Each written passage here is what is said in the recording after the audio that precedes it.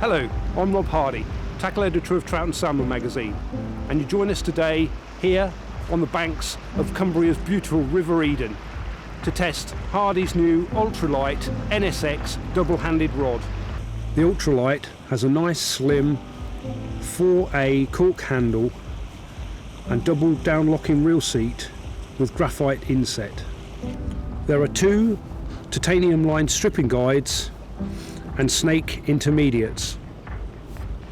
The blank has a nice green pearlescent finish with matching green whippings.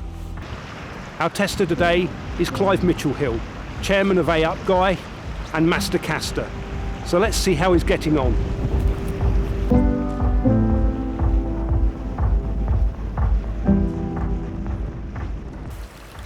Hi guys, what I'm looking for when I'm doing a rod test is, the first thing is the rod comfortable in the hand? I think that's very important if you're going to be using a fishing rod all day. So if the handle's nice and slim and comfortable, that's how I like my rods to be. So I would expect other people would want those rods to be the same. First thing I want to test out is a roll cast, and the roll cast will tell us a little bit about the action of the rod.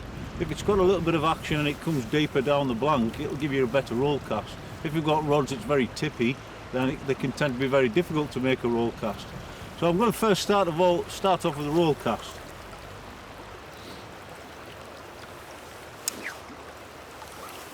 And as you can probably see, that's pretty nice. Roll cast turning over nicely, so it's telling me something about the blank. I can feel the blank right down to the handle.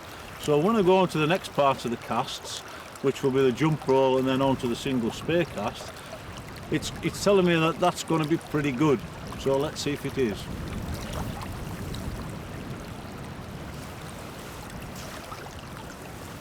Yeah, and as you can see, there's some nice loop shapes there. And I can feel the rod loading up nicely. So I'll be pretty happy with that if I'm picking that rod up for the first time. I'll probably now change direction, because obviously we don't want to be fishing downstream all day long, because there's no fish there, so we wouldn't be out in the stream. So I'm going to change direction, same cast, and put the rod through its paces in another angle.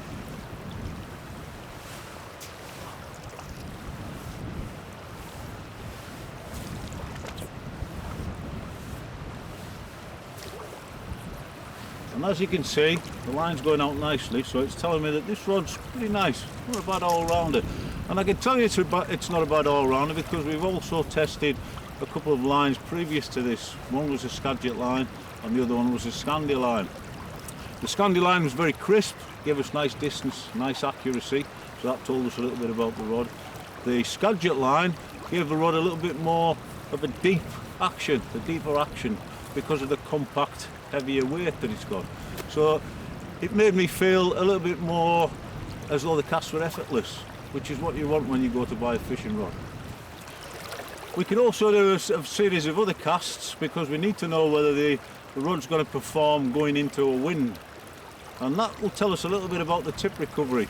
If the tip recovers nicely and quickly, then we'll probably get a very accurate cast that will punch that line into a wind very effectively. And what we can do there is find a good wind. Today unfortunately the wind's dropped a little bit, but we have had a wind today and we have tested it in that wind. So what we would do, we'd bring it back into the cast, see if it'll punch into the wind, and as you can see, regardless of the fact that we haven't got a wind today, you can see that that loop shape's very sharp and it's going into the wind nicely, so that tells us that the tip's recovering quickly.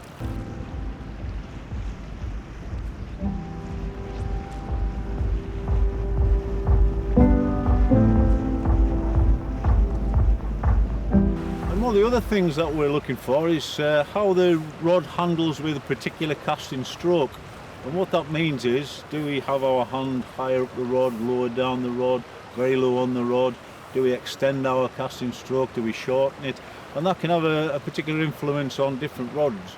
And some rods have got short handles, some rods have got long handles. And that can influence the way you hold the rod as well.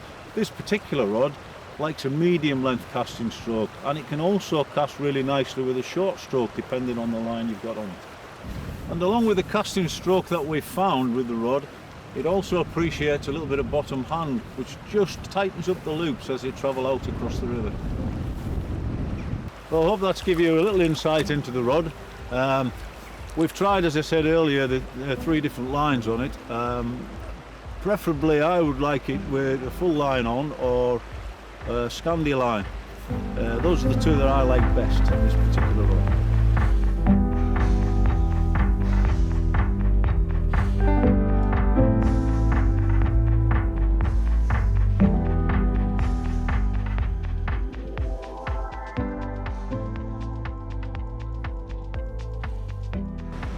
Well, thank you very much, Clive.